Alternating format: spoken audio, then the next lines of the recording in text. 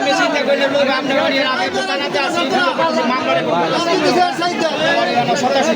আমার সামনে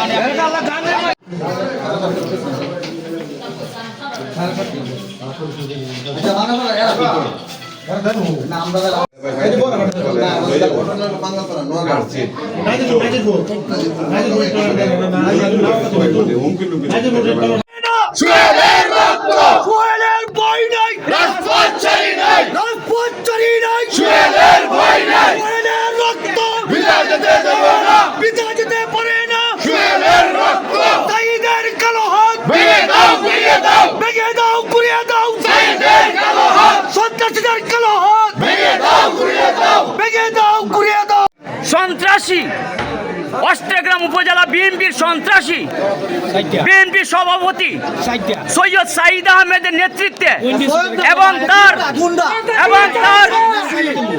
তার গুন্ডা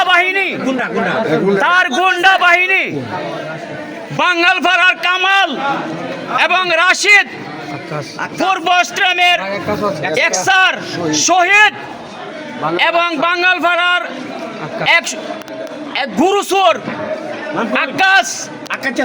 আকাশচূড়া এবং আরো কিছু লোকজন গোড়া 50 জন প্রায় 50 থেকে 60 জন লোক মিলে আমার অতর্কিত হামলা চালায় আমার ছাত্র দল, যুব দল এবং শ্রমিক দল, স্বেচ্ছাসেবক দল, কৃষক দল, তাঁতি দল সহ অন্যান্য অঙ্গ সংগঠনের নেতৃবৃন্দের উপরে।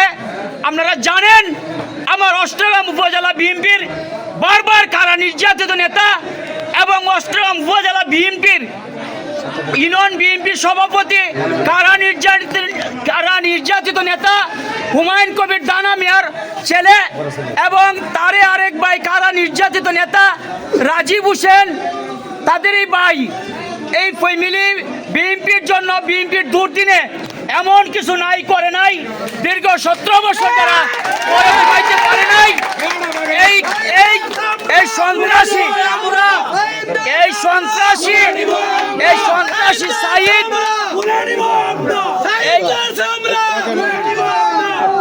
এই সন্ত্রাসী সাইদ বিএনপির ভাবমূর্তিকে 5 তারিখের পরে বিভিন্নভাবে ক্ষুণ্ণ করছে।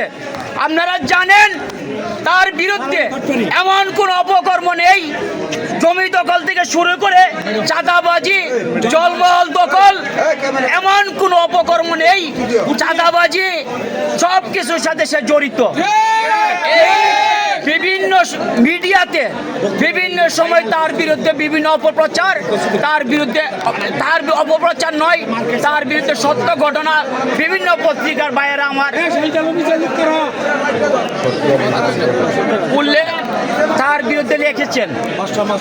তাই আমি আমার জেলার নেতৃবৃন্দ, কেন্দ্রীয় নেতৃবৃন্দ এবং আমাদের অভিভাবক জননেতা অ্যাডভোকেট ফজলুর রহমানের কাছে আমি উদারত আহ্বান যেন বিনীত আবেদন করব, এই দুর্দর্শ সন্ত্রাসী সাইদকে অবিলম্বে দল থেকে বহিষ্কার করার জন্য।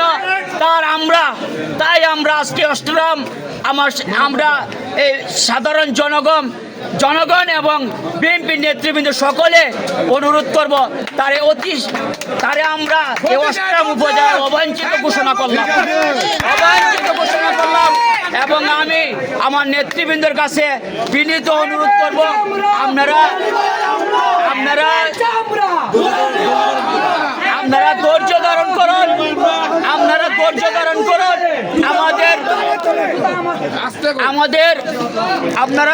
ধারণ করেন।